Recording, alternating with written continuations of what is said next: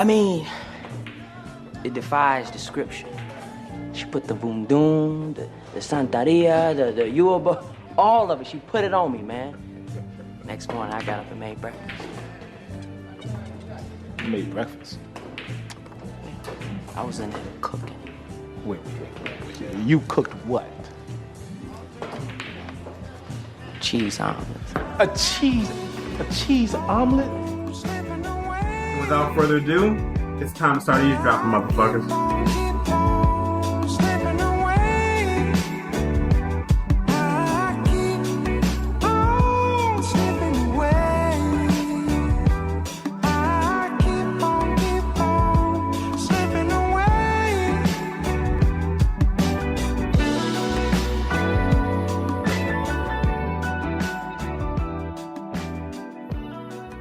Greetings, happy July, eavesdroppers. What's up? Episode 34.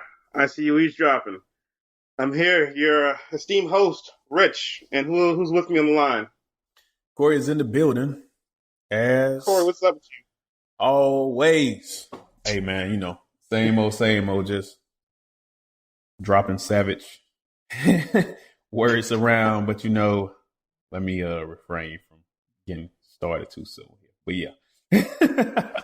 We got a little time for that, though. Most of you have gone through July 4th by now. I don't celebrate Independence Day. I have a cookout because I just like to have cookouts, but it wasn't Independence Day for black people. Not at all. Me personally, I mean, I actually don't recall ever celebrating the 4th besides maybe seeing fireworks, but either I'm usually overseas or I'm just, well, I might be at one of Rich cookouts depending on where I'm at. But besides that, I'm at the crib. How many days do you actually celebrate, though, really? Because for most people, it's just an excuse to get around your friends, hang out, have a good time, and drink. I don't think anyone sits around and be like, oh, happy Flag Day to niggas and shit like that. Yeah. I don't know. I guess because I usually, or at least I used to deploy always from October to March and miss all the holidays. And then I would basically use Memorial Day, Labor Day, and Independence Day as days I don't have to use leave when I'm traveling, and I just plan trips around those days so that I get that free leave. But nah, man, I'm chilling. Had a little steak, but I grilled it the day before. And yeah, Independence Day, I didn't really do nothing but be annoyed by people shooting off fireworks everywhere. They're everywhere, man. I don't know where they're getting them from, at least up here. Whereas whether they're going to another county or whatever, I don't know where the fireworks coming from, but them niggas are setting them off like they set machine guns. Yeah, they out here firing them off, but you know, in Florida you can get them practically anywhere, so it was kind of expected. But at the same time, when it's going all the way through the night, it's just fucking annoying. So I did go and let off a few rounds with the 12 gauge. I figured it was a chance to blend in with all the chaos and, you know, Pop Smoke, so to speak. And rest in peace to Pop Smoke, and congratulations to his family on a great album. I don't know if you got a chance to listen to it yet, but it's 19 songs of, at least in my opinion, quality music. And just a reminder of damn shame how much more that kid could have done before his untimely death. Yeah. But in the meantime, we here to shake the room, so big up Pop Smoke, man. You know, everybody, this is a year of untimely deaths. Granted, his came a little sooner, but at the same time, I mean, tragic loss, man. Still good music, though, so check that album out. Oh, for sure. And does Florida just not give a fuck about COVID anymore? It doesn't seem like them cases are going up by the minute. Man, Florida don't give a fuck about anything that doesn't have to do with tourism and making money. So I'm not even surprised by like people being out in full force and doing whatever down here, man. I'm just like, do your thing. Just don't bring me COVID. Don't anybody come near me with the shit. Although I guess technically I have a lower chance of getting it somehow because of my blood type. But either way, keep it where you at. Are you just seeing a bunch of people just crowding up with this disregard? Or, I mean, you don't really be out in the crowd like that anyway, though. No, man. But besides going to the store, like I really hasn't been anywhere that people would be crowded at. Like I actually went to, where did I go? I went to Top Golf at one point. It kind of had it sectioned off and it wasn't too packed. And went to a skating rink and that was not too packed either. But at the same time, I mean, you always got to be aware of what you're touching. So, but those are the only 2 outings I've had besides the range, and we know how the range is. I think that's a COVID-friendly environment. That is a stay in your lane type of situation. You know, it's also a COVID-friendly environment. The fucking bedroom, and that brings us to the next point. Hold on. I'm gonna pause the COVID cuffing real quick because I'm gonna take it back a little bit, and this time we got a drink of the episode. Although, oh shit, Rich is not on because I made some up this time, man, and this right here, man, I just trademarked it as the Life Ruiner. It's like 3 ounces of tequila, about an ounce of San Germain, half an ounce of blue carousel, half an ounce of simple syrup, half an ounce of sweet and sour mix, topped it with some tonic water. And this right here is dangerous. Good as hell though. But yes. More dangerous than someone who won't take no for an answer? Well, I mean, they're not dangerous. I'm dangerous if they won't take no for an answer. But, that's what happened when you get kicked out during COVID cuffing. But anyway. So COVID cuffing. This all really started during the wintertime, which is cuffing season. So cuffing season seemed like it got an extension along with like the CARES Act and all the other stimulus packages. And I think for some niggas and for some women, COVID has brought up an opportunity for them to keep that fuck buddy around, or that person who, keeps them occupied or keeps them from being alone. Yeah, man, I think a lot of people out here treated cuffing season like fucking DACA or something. And they just immigrated into people's lives and then decided, seek asylum or some shit. But at the same time, I'm like, and this is completely opinionated, but I don't give a fuck what's going on in the world. It could be the fucking apocalypse. The media could be headed straight from Earth. Like, cuffing season is over. Cuffing season is over. Not that I really co-sign cuffing season. Let me be clear about that. I'm not an advocate of cuffing season. That's some bull too. But you're going to do it, man. Understand that not to exceed date and respect the contract. I don't even believe in cuffing season. I think that's a fucking rationalization that younger people use as an excuse to settle for somebody they don't really want to be around. Yeah, I can see that. I'm thinking about COVID cuffing too, though. I think there is something unique to this. So how do you play this situation? Let's say you COVID cuffing and the person come and bring you COVID. Y'all both have it. Do you then quarantine yourself with that person for 14 days? There's a difference in being cuffed and being quarantined, right? So do you then quarantine yourself wherever you all at for 14 days together? Here's another question. Could you forgive someone who brought COVID to you and y'all just talking? Y'all not dating or anything. Brought COVID to you. Force you to self-quarantine. Yeah, that's going to be a hard one. See, here's the thing with that too, right? Because I think my immediate answer probably would have been no. But one, there's like 239 experts right now that says this shit is likely airborne. I'm not saying it is or it isn't. I'm just saying it's 239 experts all saying the same thing. With that being said, I feel like this, especially in Florida, there are people out doing really dumb stuff that is increasing the likelihood that they're going to get COVID.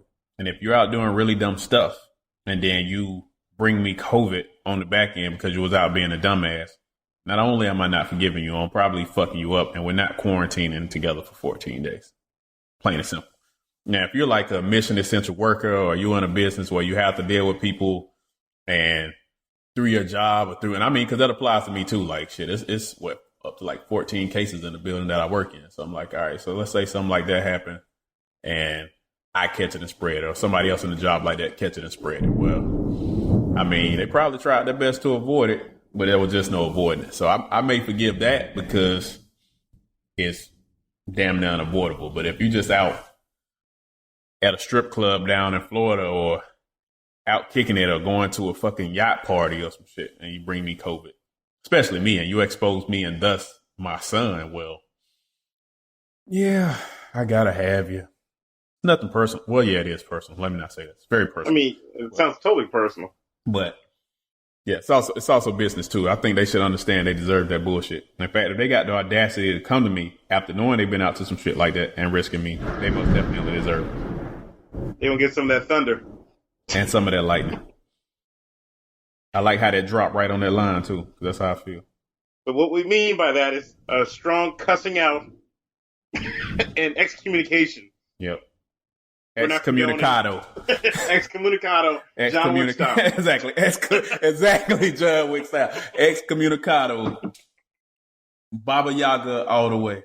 So with cuffing season, since for some people they do believe in it, do you think that since summer is pretty much over, for any hopes of a normal summer for people because of COVID, so we're gonna go straight into the colder weather, and then that's when the customary cuffing season begins. How many bad relationships are we going to see come from this? I know we already talked about people getting divorced and shit from that, but the flip side of that, there's going to be a bunch of niggas that are together just out of convenience. Well, I think, especially for down here, like, I mean, it don't really get cold down here for one, but we got to go through hurricane season first, and typically something interesting happens around then too, where people, I guess either afraid of the weather or don't want to be alone in the event of a natural disaster, because they have to evacuate a lot of times depending on how hurricane season goes. And if people don't leave, they typically try to make a run on the grocery store and then shack up together. So you're gonna have a extended cuffing season down here going to a hurricane season where people don't want to be alone in the event that a natural disaster happens, and then you're gonna go straight back into cuffing season. So this might be the first real full-blown cuffing season that Florida done seen, because, I mean, if you got a 60-70-degree winter, you're not exactly cuffing. So, but it's going to be interesting. At the same time, I do think it's going to be a ton of fucked up relationships come out of this. And, I mean, something else we probably touch on eventually is the fucking baby boom that's probably going to happen after COVID. Some legitimate and some not planned. But I think there's going to be both some fuck boys and less than standard females. Substandard. Probably get an extension on their relationships, which is probably exactly what they want.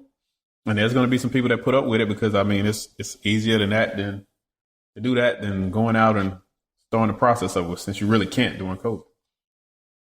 And with that, a lot of COVID cuffing, you'll be around people you don't like eventually, or you might learn to dislike them since you don't really get a chance to know them. How much time can you spend with someone that you can't stand? Particularly during a pandemic. Shit. I think spending time with people that you don't want to spend time with is a pandemic in and of itself. Shit. I mean, I can't do it, man. I only say that because my life is short on time.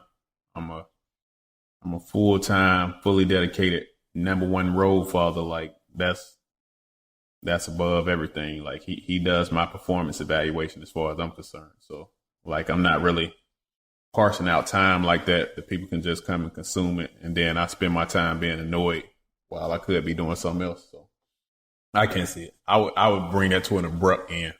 Cuffing season or not, COVID or not, natural disaster or not, second coming to Christ or not. Like, you gotta go. Have you found your patience level to be shorter?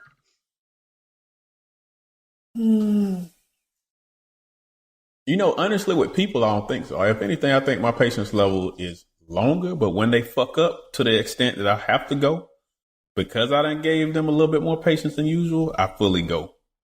Now, I think my patience when it comes to bullshit in the world, though, has dramatically decreased. Like, dealing with bullshit at work, dealing with bullshit in society, like, I don't think my patience level is really there no more. How your patience level is up in D.C.? Because, I mean, you're out and about the city a little bit. I agree. My patience, I think, overall is just not as wide as it used to be, just because there really is very little escape from anything that pisses you off. Very little. I mean, you can't go to the typical places where you would go, whether it's the gym up here or to your favorite bar, and you can't really, kind of just forget about your problems and get fucked up with a bunch of people around just celebrating, eating wings and shit. You're kind of stuck to deal with everything, which I think is good and a bad thing. is if you're not comfortable or well versed in dealing with your own issues and shit, it's going to be a real struggle for you, and it's going to